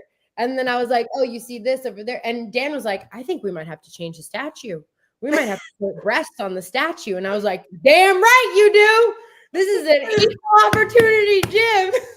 Man, And then Richard was like, hey, I've got one better. I've got one better for you. You know what you get? And I was like, tell me, because I'm taking all kinds of ideas right now. What? He's like, you get a parking spot. And I was like, yes, that's it. That's all I want in this life is a parking spot at ATT. I can. Does anybody have a parking spot? No, Does Danny nobody have has a parking He spot? doesn't have a parking spot. That'd be His so parking cool. spot is the handicapped parking spot because you just had his hip replaced. So that's where you should be parking. yeah. So anyway, Unbelievable. yeah, that's it. Harrison Yeah. Mondays coming. Harrison Mondays. I love it. 10 years. Elle, anything else for the great Kayla Harrison? Unbelievable. No, thank you so much for taking your time to talk a little bit of smack on Dan I know. here I on the know. Fight He's Fan so Show. mad. I don't know if you guys have been watching my stories because I keep catching him with his little cane. Oh, It's yeah. so great. Oh, yeah. It That's- makes honestly, like that is probably the highlight. It's pathetic, but that's the highlight of my days because they talk so much. We're always, just chat. So like the fact that he has to use a cane right now is I haven't even seen him with his cane yet. That's amazing. it's because he always hides it because he doesn't want to seem like, I don't know, like weak or whatever. And I'm like, first of all, Dan, you asshole, the doctor told you to stay home for 6 weeks. It's been 3 days. Go home. And he's like, I don't even need it. And he's like, I'm like, Dan. all right, Unbelievable. pick up the cane, put down the cheeseburger, get home. Anyways, yeah. Unbelievable. Dude, Kayla Harrison, you have always been so kind with me and talking and you're the with your man. time. It's been 4 or 5 years. It's just a good run. Yeah. Kayla. Good run. It's always a pleasure. Our very first interview was with me and Kayla and Sydney, and was Johnny there or not there? And we played piano, Yeah. right? I remember that you guys were playing musical instruments. Yeah, You I gave a remember. concert. I gave you guys a comment. You guys always get the best out of me. What can I say? Always, always. I I have one more question. I'm sorry. real quick, Okay, Elle, go I'm going ahead. to interrupt you on this one. My favorite Kayla Harrison moment is not a fight. It's not a sign it to the UFC. It's not one of your great lines you said on the microphone. Is one of the PFL fights. We're doing media stuff. I saw you afterwards. Kayla comes right to me. She goes, Dave, how's your girls doing? How's the twins? I'm like, how do you remember that? How do you know? Yeah. She's like, I thought it was the coolest thing ever. So there you go. I think That's because Kayla I Harrison. became a mom, and I was like, oh yeah. Now you this know. Yeah. parenting stuff is It's way 'cause the girls are harder so than damn MMA. I know that is true. No one cares about me anymore. It is about the girls, Elle. You Oh, are no, right. it's all about Emmy and Taylor. If I were to come to your house, I'd push you out of the way. Straight. Aw. You had before. I have one question. How Let me many hear it. animals are we up to? And have you gotten a donkey yet? Dude, don't do this to me. No, we're up to, what do we have? I don't know. We have we just had 12 or 13 baby chickens hatch. We have had a little bit of drama here on Safe Haven Farms. There's been a bobcat, a raccoon, and a possum. That sounds like such a bad joke. All coming and taking out my chickens. And so we repopulating. I had a bunch of chickens in the incubator, baby chicks. So now we got some coming back. We still got our emus. We still got our rabbits. We got peacocks, quail, dogs, cats. And I think that's it.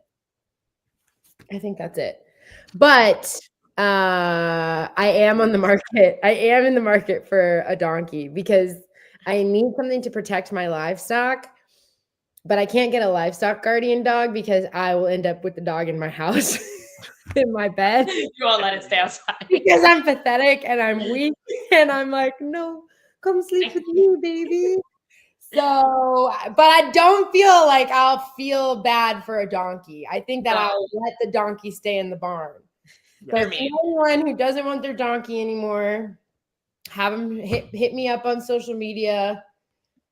I'm not going to go buy one, but if there's someone who needs a home, all of my animals have been paid. They just show up at my house randomly. So yeah, a donkey will show up eventually. We'll get How many acres are you on? 2. Another person goes, Kayla, would you ever cross over to the WWE? I just can't. I don't know. I grew up, pretty close to the trailer park, and I don't know if I want to go back. Even if it's through the TV screen, I just don't know if I can handle it. I pride you can take the girl out of the trailer, you can't take the trailer park out of the girl, but I made it, Mama. I made it. Do you have all these lines? Do you write these lines at night before bed, before reading the Bible, before bed? You're like, oh, this is a good line. Do you write these out, or these just come to your noggin? I wish I had that kind of time and foresight to like write down lines. Oh, no, it's because I'm just funny. What do you want? That is true. You are very funny. All right, guys, the best bantamweight fighter on this planet. She has a great plan. Maybe Juliana Pena, and then maybe Amanda Nunes is crying and show up and sign the damn contract. Wow. I just got drug tested. I just had another test. I swear I'm probably going to get to 25 clean tests before she signs the contract. This little pansy. Is Montreal cold in the summer? Montreal? Yeah. I don't know. I don't think so. Okay. All right. Is there a card in Montreal? What's happening? Yeah. I don't even know. There's a pay-per-view in Montreal. There's rumors out there. But what month? I'll tell you if you're right or wrong. It was May, April, May. It's May or June. May or June. We're close. I think. All right. If someone will sign. But we'll hopefully talk to you soon when that other fighter signs that contract and puts that title into your hands soon enough. There we go. Right. The great Harrison, Monday's coming soon. The great Kayla Harrison. Thank you so much, Kayla. You're the best. Thank you, guys. There you go. Thanks, Absolute Kayla. best. Kayla Harrison. Dude, she is the best. I'm telling you. I love it. I can't wait for the future of ATT coaching. Kayla and Grant, if they become the coaches in 8 years, how fun would American Top Team be? Oh, great. I'll be so glad I'll be retired. Dude, how great. That would be insane. You ready? Was that the best show we have ever did? Was that the best one ever? That was killer. We had Pantoja calling out Marab. You fired Grant as your favorite fighter. I did not fire Grant. I would never do that. Just Pantoja just jumped a high mark. All right. Oh gosh. We had G. We had Kayla Harrison. Dude, yeah. How funny calling for Juliana to sign the contract. We could write an article on that. I love how she has a plan in mind. She has a. If I had to guess, Juliana and her fighting this summer, probably early summer, when Amanda Nunes, Kayla Harrison, Madison Square Garden in November. That co-main event would be killer. Yeah, that'd be killer. That's the card to do it on. Wow, look at this. Best show of the year so far. There we go. I'm telling you, I think that was the best show we've ever did. We got 8 more minutes and a lot of content, but that was good. That was good stuff. Dude, and she is so funny, right? Like just liners after liners after liners.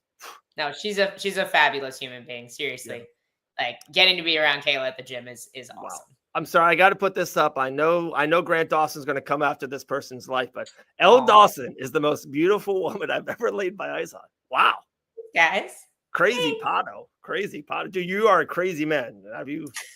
Her husband literally beats up other grown men for a living. All right. Come relax. He's just saying what Grant already knows. Okay. There you go. All right. So you said this once. I'm going to put the picture up. We got 10 more minutes. Guys, it looks like it's happening. I am still absolutely shocked about this. Are we going to see Jake Paul and Canelo Alvarez fight this year? Is that happening? Dave, the crazy thing is like within minutes. Yeah. I saw the Terrence Crawford announcement and I was so excited for it because I was like, this is what boxing fans want, right? Terrence Crawford is the guy that people think can beat Canelo. Yeah. So this is what we want. This is what boxing fans and what combat sports want to see is the two best guys fight each other. You're just throwing up random pictures now. Nope. I hit the wrong button. My fault. But that's what boxing fans and combat sports fans want to see. And then literally within like 2 minutes, I saw the Jake Paul announcement and I'm like, what? I was like, well, this has to be fake because he's fighting Terrence Crawford. No, he's literally scheduled 2 fights out already. I know. And before he fights this incredibly serious opponent, he's going to fight Jake Paul. And I'm just like, this is so weird. I thought Logan and Jake were fighting each other. What's happening there? So that's a reality show for HBO Max that they're doing together. I gotta say, I'm impressed. Like, do I like it? No. But I am so impressed by the So- Paul brothers. Like, good for them. I can't even hate. I can't even be a hater. agree. Like, you got to give him respect. It's I wild. totally agree. Canelo could do both this summer. So it looks like it's going to be May or June, Canelo versus Paul. And then September, I think they even have the dates, like September 15th or 17th. They're going to fight Canelo and Crawford at the Raiders Allegiant Stadium. It could fit 80,000 people in there. I'm pretty They're gonna sure I will need be there live. So I'm excited. Yeah, for that. they're gonna need the stadium. That's gonna sell like Pretty crazy. excited. Talking Oh. about excited, here's a post I saw earlier, and I would absolutely love your take, Elle. So if you ran the UFC and you had $50 million to make any fight in 2025, it could be out of these two fights. I would love your take. Is it a simple answer? Is it something you got to think about? Let me push the button for you. These two fights are rumored. John Jones versus Tom Aspinall for the heavyweight champion, or maybe the pound-for-pound best fighter alive today, Islam Makhachev, defending his championship against another pound-for-pound fighter, Ilia Topuria, moving up. Elle, those are two amazing fights. Which one would you make first? You said it wrong. You meant to say Islam Makhachev defending his title against another featherweight. Like, I don't want to see him fight any more featherweights. I'm over it. There's too many good lightweights. I don't want to see it. I absolutely want to see Tom Aspinall fight John Jones. Okay. And I think it needs to happen. Like, if the UFC needs a benefactor to come in and throw a ridiculous amount of money at John Jones to make that fight happen, we need that fight. That is how we continue to have a great heavyweight superstar. If John Jones retires without having fought Tom Aspinall loses his chance at cementing his greatness and becoming that next superstar. We need to see it. I agree. Definitely. Yeah. It's sometimes the most obvious thing is sometimes the right thing to do. That is the fight. There's no other fight that makes sense. John Jones, the greatest fighter in the UFC history, has never lost inside the octagon. Now he moved up to heavyweight. We have a 20-something-year-old on a rampage destroying people. We need to see it. We need to see this fight. We need to see our generation's best heavyweight. We all thought it was Cain Velasquez, and then we thought it was Stipe Miocic. Is it John Jones? If John Jones beats Tom Aspinall, I will listen to arguments about he is the greatest heavyweight ever. I would actually listen to it. No, I'm for it. That's why we need to see this fight, because one of two things will happen. Yeah. John Jones becomes even more legendary than he already is. Or we create a legend in Tom Aspinall. Create a new legend. Yeah. Has to happen. There's nothing else for the heavyweight division right now. Nothing. Nothing else I'm excited about. There's Shamil, number ranked 14. Talking about rankings, Nasruddin is now ranked officially number 2 in the middleweight division, but maybe it's made more headlines. We have a new fighter in the middleweight rankings for the very first time. Bo Nickel makes his debut in the UFC middleweight rankings. Elle Dawson, kind of a teammate at American Top Team. What do you think of Bo Nickel being in the rankings for the first time? I think he belongs there. I think beating Paul Craig, like, absolute veteran, I think he belongs there, and it's time for him to start having these fights. I guess I missed why it happened now, because typically people get ranked right after they fight. Bo hasn't fought in a while. So did somebody get removed? Well, Izzy hasn't won in 3 years, so maybe they just took him right out of the rankings. That's like, is somebody missing? Because I haven't had a chance to look and true. see. That's a good point. I don't know. Who's missing? Because I was just like, I thought it was really random. Not that he doesn't belong there. Yeah. But no, I agree. It's a good point. Did somebody who was there that's not? Yeah, and I don't remember who was 15 before. Talking about another rankings, a friend of yours. Oh, I'm sorry. Do you want me? I'll wait. Oh, I said, because Kopylov is new as well. Kopylov and Bo are both 14, 15. Who's out? Do they have Anderson Silva in the rankings? What's going on? Probably. They left Tony Ferguson for like a million years while he went Michael Chandler still ranked number 4th in the world. You know, the rankings are strange. But does Bo belong there? Yes. Okay. Are the rankings strange? Also, yes. Very true. Another a female that keeps on winning fights. She has entered the top 10. Jasmine Vicious is ranked number 9th right now. And I'm just going to be honest. We talked off air, and Elle, you don't have to say anything. I know they're very friendly to you. I thought that was a weird fight to watch. I felt like they were both in slow motion. They were in quicksand. I thought Jazz had better performances and won. I'm a big fan of Jazz. I didn't think it was the best performance by her, to be brutally honest, but she wins again, 4 in a row. I think she doesn't have to look pretty to win. Like, she is such a great style for this division. I think that it's going to be really, really hard for somebody to outgrind Jasmine. You know, like it looked like Myra didn't have a lot of answers for just the pressure overall. And I think it doesn't matter if Jasmine's striking looks super pretty, because she's always throwing something in your face, and there's always the threat of the takedown. And she's so damn tough. She ate this nasty. Myra threw this really nice elbow over top. It landed right across Jasmine's nose, and she literally just took it and was like, nothing. Just not a thing. So I thought she looked really great. Myra's super dangerous, like has some really good submission wins. Just fought for a title, a weight class up like 2 fights ago. So huge win for Jazz. I'm happy for her. This is a fun topic because I'm always on the other side of this. They go, great coach Mike goes, greatest heavyweight after 3 fights. That's bold.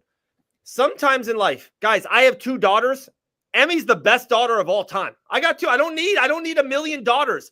Sometimes you have a moment, a memory. You have the best day ever. It's called the best day ever. You don't need to have 10 million days to say this is the best. John Jones, after 3 fights of Gane, Stipe, and of course Aspinall, and of course his legacy, his what he's done in the past definitely has helped. That's all you need. If he does that, we can imagine him being a heavyweight 8 years ago. I just think if he beats Tom Aspinall, he's the greatest light heavyweight, the greatest heavyweight, especially at his age. I don't think sometimes I think we stack up numbers, and it's like sometimes the greatest can have 1 song. That's my favorite song. It's the greatest song ever. Here's my question for people who are against that. Who doesn't he beat? Like name the greatest heavyweights of all time. Like when there was no USADA and it was this historic, just enormous monsters. I think Jones beats all those guys too. Dane Carwin, Frank Mir, all those guys. Travis Brown, Alistair Overeem. He smashes them all. I agree. So like how is he not? Yeah. How is he not? He's the best to ever do it. Number 1 pound for pound, best to ever do it. Wow, there we go. Guys, I'm telling you, if you're just joining us for this very moment, I felt like we had one of the best shows we've ever put on a Tuesday at 1 p.m. Just the content alone, Alexandre Pantoja, one of the great fighters on the male side, one of the best flyweights of all time, joined the show, talked about UFC 314. It's been out there on numerous outlets that he's fighting Kai Car France. He says that is not a definite. It might happen. He's training for April, but that fight is definitely not signed. It is not a guarantee. And then he calls out Merab Dvalishvili. I thought was phenomenal. Gillian was great, like always. She's got fight news, and she had a fight glow about her. Also talking about the co-main event, Tatiana Suarez versus Weili Zhang. And then we had Kayla Harrison on, and I thought that was 25 minutes of gold. Her sense of humor, her one-lines, and her talking about the great Gym of American Top Team. And then, of course, kind of throwing it out there, if you can read between the lines, I thought she talked to Dakota Ditcheva. Of course, Elle, you don't have to look at the screen if you don't want to. I think the writings on the wall, what's probably next for her, especially talking with Kayla. Just going to leave that right there if you guys can figure it out yourselves. And then also she told us what she wants to do and fight Juliana Pena in the early summer and then fight, Amanda Nunes in the year. I'm telling you guys, Montreal is really nice in the summer. I think Kayla might think that too, maybe. I don't know. Just throwing it out there. Dave just trying to pull information out of everybody. Everybody's like, I don't know. I just think that's a great co-main event for UFC Montreal UFC. I think it's like UFC 315. Kayla Harrison versus Juliana Pena. Be a great fight. Maybe Bilal Muhammad and Shavkat Rakhmonov is the main event, and Kayla Juliana's the co. I don't hate that. Would be interesting. All right. We 57, 58, 59. Officially 2 hours. We are done. Guys, if you haven't subscribed to our YouTube channel, please do. We are giving away more free. I got so many cards to give away, and then I'm going to do a card break with Grant Dawson the next week or so. So more cards to give you guys. So sub the channel, and we'll see you guys later. We might be doing it live for Saturday night. I haven't decided. I'm 50-50 out. 50-50. So we'll see. Right. If not, hit me up we'll if you do. guys soon. Oh, anything else? Can you say something motivation to the people? Motivational. Go follow and subscribe to our YouTube channel. If you don't, you're all a bunch of losers. I'm just kidding. But please go subscribe to the YouTube channel. Help us grow Fight Bananas even more so more people can see our lovely faces every single Tuesday afternoon. Please and thank you. Sounds good. Peace. We are out. Great show today.